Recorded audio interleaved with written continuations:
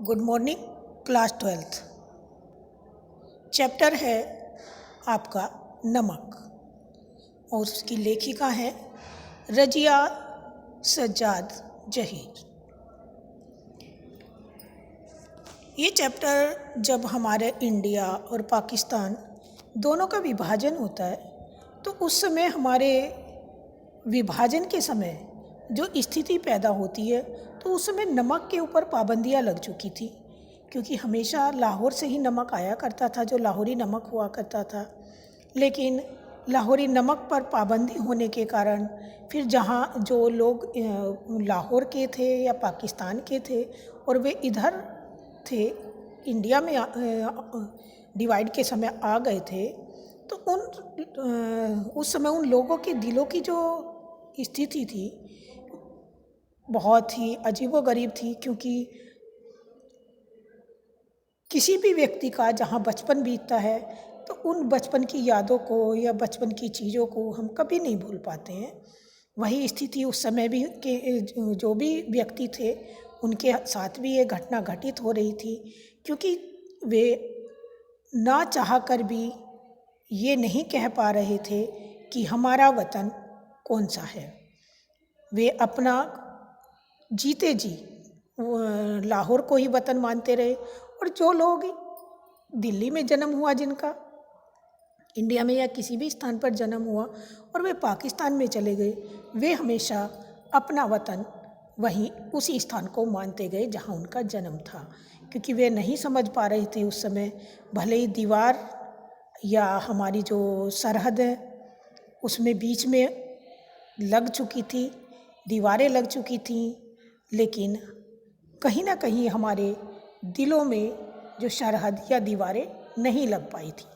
जितने भी वे लोग रहे जीते जी उस समय में, उनके समझ में यही नहीं आया और उनके दिलों में हमेशा ये एक दीवार जो बनी हुई थी वे अटकी रहीं, और वे हमेशा अपने जीते जी अपने ना जो वो समझते रहे स्थान या देश, अपने वतन को वो उसी का नाम देते गए कि जहाँ से उनकी यादें जुड़ी थी, बचपन जुड़ा था, वे उसे कभी नहीं भुला पाए। भले ही सरकार ने ज़बरदस्ती भुलाने की कोशिश की हो, पाबंदियां लगाई हों, लेकिन दिल से कभी वे नहीं निकाल पाए। यही इस चैप्टर में आपका वर्णन किया गया है और इसकी लेखिका है। मैं आपको संक्षिप्त जीवन परिचय बताना चाहूँगी। अब रजिया सज्जाद जहीर का जन्म 15 फरवरी सन 1917 अजमेर राजस्थान में हुआ था। इनकी प्रमुख रचनाएं जर्द गुलाब, जो उर्दू कहानी संग्रह है इनके हैं, और जो सम्मान है सोवियत भूमि नेहरू पुरस्कार, उर्दू अकादमी पुरस्कार, उत्तर प्रदेश अखिल भारतीय लेखिका संघ अवार्ड से इन्हें नवाजा गया है। 18 दिसंबर सन 1979 ईस्वी में इनकी मृत्यु हो गई। अब मैंने जो फर्स्ट वीडियो भेजी थी आप लोग के लिए वो थी कि जब जो सोफिया है वह अपने मैके जाती है, अपने दिल्ली से लाहौर जाती हैं, तो वहाँ जाकर वे 10 या 15 दिन 20 दिन जब रह लेती हैं तो उसके उपरांत वे उनसे, अपने जो भाइयों से कहती हैं कि मुझे नमक लेकर जाना है। उन्हें सभी समझाने की कोशिश करते हैं कि आप नमक नहीं ले जा सकते, लेकिन साजिदा फिर भी कोई ना कोई ऐसा कारण ढूंढ रही है कि किसी न किसी तरह से मुझे नमक ले जाना ही है। और मैं जिनको अपनी माँ को जवाब कैसे दूंगी। माँ कौन थी उनकी? जो वे थी सरदार की जो सिख बीवी थी, उन्हें वे माँ मानती थी, जिनको कि मैं वादा करके आई हूँ, तो मैं कैसे उनका वादा तोड़ सकती हूँ। वो मेरी माँ के ही समान है। इसलिए जब वे सारी बातें कहती हैं तो उनके भाई उन्हें बहुत समझाने की कोशिश करते हैं, और वे जब सब समझा कर चले जाते हैं तो उनके मन में जैसे कि उनकी भी बुद्धि थोड़ा सा खुलती है, अर्थात कि काम करने लगी है कि हाँ सरहदें तो लग चुकी हैं, हो सकता है नमक के ऊपर पाबंदी हो, तो मुझे ले जाना कैसे सही होगा। वे सारी चीज़ें इस विषय में सोच रही हैं। फिर जब वे अपना सामान अगले दिन, क्योंकि उन्हें 2 बजे निकलना होता है, अगले दिन की उनकी ट्रेन होती है 2 बजे, तो रात में सारी पैकिंग तैयार करती हैं और पैकिंग करते करते जब वे सोचती हैं कि मुझे किस तरह से ये ले जाना है, ठीक है, तो सोचते सोचते उनके दिमाग में आ जाता है कि जब मैं उधर से आ रही थी तो कोई ना कोई किसी ना किसी रूप में सभी फलों की टोकरी लेकर आ रहे थे लोग। कोई केले की टोकरी ला रहा था, इधर से किन्नुओं की टोकरी जा रही थी, लेकिन किसी ने भी उनकी टोकरियां चेक नहीं की थी। इसलिए क्यों ना मुझे ये नमक की जो अपनी पुड़ियाँ हैं, मैं इन्हें इसी में ही छुपा लेती हूँ। किसमें? किन्नुओं की टोकरी में, ठीक है। अभी फिर उन्होंने यही सोचा और अपने किन्नुओं को पलटकर उनकी टोकरी की, खाली टोकरी की, और वे सारी पुड़िया उठाईं और उसमें रख दी। एक बार फिर उन्हें उसमें उलट पलट कर झाँक कर देखती रहीं कि कहीं वे किन्नुओं की टोकरी में उनकी जो पुड़ियाँ हैं वे दिखाई तो नहीं दे रही हैं। इसी तरह से उन्होंने धीरे धीरे सारी पुड़िया उसके अंदर रख के ऊपर से उनके ऊपर अपने किन्नू लगा दिए, ठीक है। अब किन्नुओं को लगा कर देखने के बाद फिर वे ये भी देख रही थी कि कहीं वे किसी दूसरे से या दूर से इसमें से दिखाई तो नहीं दे रही हैं, ठीक है। फिर सबको अपने सिरहाने रखकर, क्योंकि सुबह इन्होंने निकलना था, वहाँ से वे अपने सूटकेस को नीचे बिस्तर के नीचे रख देती हैं, बेड के नीचे रख के, और फिर अपनी टोकरी सिरहाने रख के लेट जाती हैं।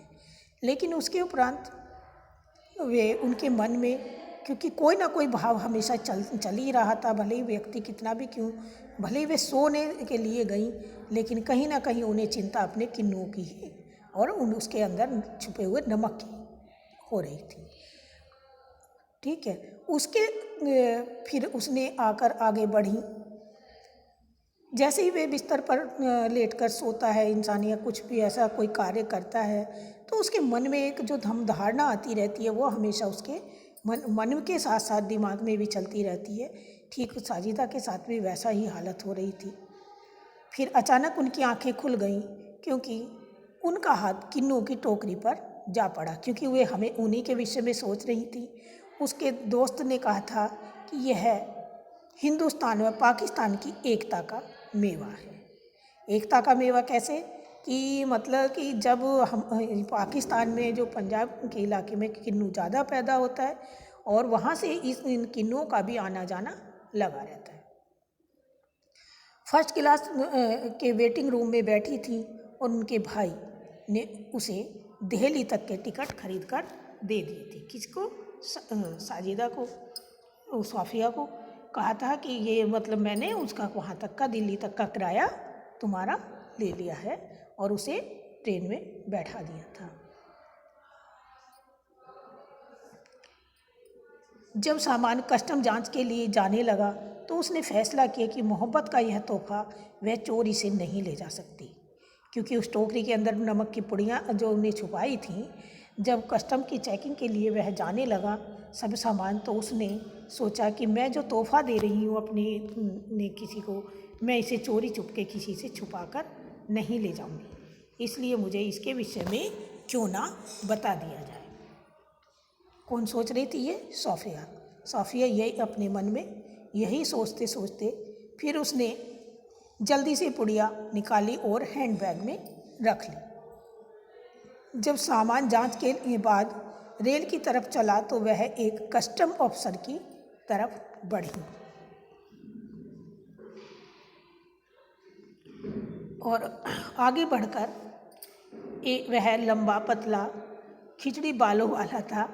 उसने उसके वतन के बारे में पूछा। उसने हैरान होकर अपना वतन दिल्ली बताया। लेखिका ने हैंडबैग से मेज पर सारी जो नमक की पुड़िया थी निकालकर उनके पास रख दी और उसे फिर सब कुछ सच सच बता दिया। किसे? कस्टम ऑफिसर को। ठीक है। मन में उनके भले ही थोड़ी बहुत चिंता रही, टेंशन रही और सोचती रही, लेकिन फिर भी उन्होंने सोचा कि मैं इस नमक को ले जाती मेरा, यदि मैं तोहफा देना चाहती हूँ किसी को तो मैं इसे चुपचाप नहीं दूंगी, चोरी से नहीं ले जाऊंगी, इसे मैं क्यों ना कस्टम ऑफिसर से ही बात कर लेती हूँ। ये सब सोचकर वे उसके पास जाती हैं और उसके विषय में सारी चीज़ें उन्हें बता देती हैं। सारी बातें सुनकर उसने पुड़िया की अच्छी तरह से लपेटकर स्वयं साफिया के बैग में रख दिया। किसने? जो कस्टम ऑफिसर था। कहा कि मोहब्बत तो कस्टम से इस तरह गुजर जाती है कि कानून हैरान रह जाता है। उसने जामा मस्जिद की सीढ़ियों को सलाम देने को कहा और सिख बीबी को भी संदेश देने को कहा। लाहौर अभी तक उनका वतन है और दिल्ली मेरा, तो बाकी सब रफ्ता रफ्ता ठीक हो जाएगा। किसने कहा? ये कस्टम ऑफिसर ने कहा कि जो नमक की पुड़िया की जब उसने सारी बातें बताई कि मैं किसी को तोहफा देना चाहती हूँ, इस तरह से लेना चाहती हूँ, बताना। सारी बातें सुनकर वह कुछ देर हैरान भी रहा और फिर उसने चुपचाप उन पुड़ियों को बांधकर उन्हीं के उसमें बैग में रख दिया। किसके में? साफिया के में। और फिर कहा उनसे कि मोहब्बत तो के आगे जो कानून है वह हैरान रह जाता है। मतलब कि भले ही हम लोग अलग अलग हैं, लेकिन हम एक दूसरे के वतन से मोहब्बत तो करते हैं, अर्थात कि हमारा वतन एक ही है। भले ही आज वह दो भागों में ज़रूर बट गया है, लेकिन हम सभी लोग अपने अपने वतन से उतना ही प्रेम करते हैं। और उसने कहा कि मेरा जामा मस्जिद की सीढ़ियों को सलाम कह देना और सिख बीबी को भी मेरा संदेश दे देना। किसने कहा? कस्टम ऑफिसर ने। और लाहौर अभी तक उनका वतन है और दिल्ली मेरा, तो बाकी सब रफ्ता रफ्ता ठीक हो जाएगा। मान लिया भले ही हमारे जो देश है उनका बंटवारा हो चुका है, लेकिन शायद हमारे दिलों का बंटवारा अभी भी नहीं हुआ था। हमारे दिल एक दूसरे से जुड़े हुए थे, एक दूसरे से प्रेम करते थे। तो वही कस्टम ऑफिसर ने कहा कि देखो, ईश्वर करे ये रफ्ता रफ्ता सब ठीक हो जाएगा, अर्थात कि जो देश में दीवार लगी है वह भी धीरे धीरे समाप्त हो जाएगी। साफिया कस्टम के जंगले से निकलकर दूसरे प्लेटफार्म पर आ गईं और यहाँ सभी ने उसे भावपूर्ण विदाई दी। अटारी में भारतीय पुलिस रेल में चढ़ी। एक जैसी भाषा, सूरत, वस्त्र, लहजा, अंदाज व गालियाँ आदि के कारण लाहौर खत्म होने व अमृतसर शुरू होने का पता ही नहीं चला। मतलब कि वही बताना चाह रही हैं वे साजिदा साफिया, क्योंकि जैसे भले ही हमारे जो बीच में जो दीवार लगी हुई है, बीच में जो हमारी सरहद बनी हुई है, वह भले ही अलग अलग हो गई हो, लेकिन एक ही जैसी भाषा, एक ही जैसी गालियाँ, एक ही जैसा सब कुछ था और सूरत, वस्त्र सब एक जैसे थे, लेकिन सिर्फ सरहद अलग अलग हो चुकी थी। अब यही नहीं पता चला कि लाहौर कब ख़त्म हुआ और अमृतसर कब शुरू हो गया था। अमृतसर में कस्टम की जांच शुरू हुई तो कस्टम अफसर के पास पहुंची और अपने पास जो नमक होने की पूरी बात कह सुनाई। अफसर ने उसे साथ चलने को कहा। एक कमरे में जाकर उसने उसे बैठाया तथा जो आगे बढ़कर 2 चाय की प्याली का ऑर्डर दिया।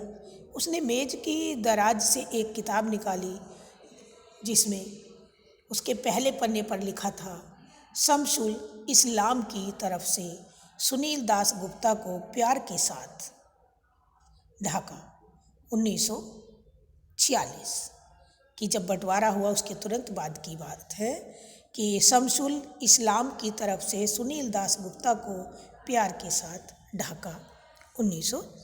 लेखिका के पूछने पर उसने अपने वतन का नाम ढाका बताया। विभाजन के समय वह ढाका में था। जिस दिन वह भारत आ रहा था उससे 1 वर्ष पहले उसकी सालगिरह पर उसके दोस्त ने यह किताब उसे प्रेजेंट की थी, गिफ्ट दी थी। फिर वह कलकत्ता में रहकर पढ़े तथा नौकरी भी करने लगे। फिर उन्होंने यह बताया कि हम वतन आते जाते थे और सफ़िया वतन की बात पर हैरान थी। कस्टम ऑफिसर ने कहा कि अब वहाँ भी कस्टम हो गया है, मतलब कि अब वहाँ पर भी कस्टम क्या सब चीज़ की चेकिंग होने लगी है। हमारी जो सरहद बन जाने के कारण सारा सामान जिस तरह से एक दूसरे देश में हम कहीं जाते हैं चेकिंग होती है, वैसे ही है। उसने अपने वतन की डाब की प्रशंसा की, मतलब कि अपने वतन में हमारी जो भी चीज़ें अच्छी लगती हैं हम उनकी प्रशंसा करते ही हैं।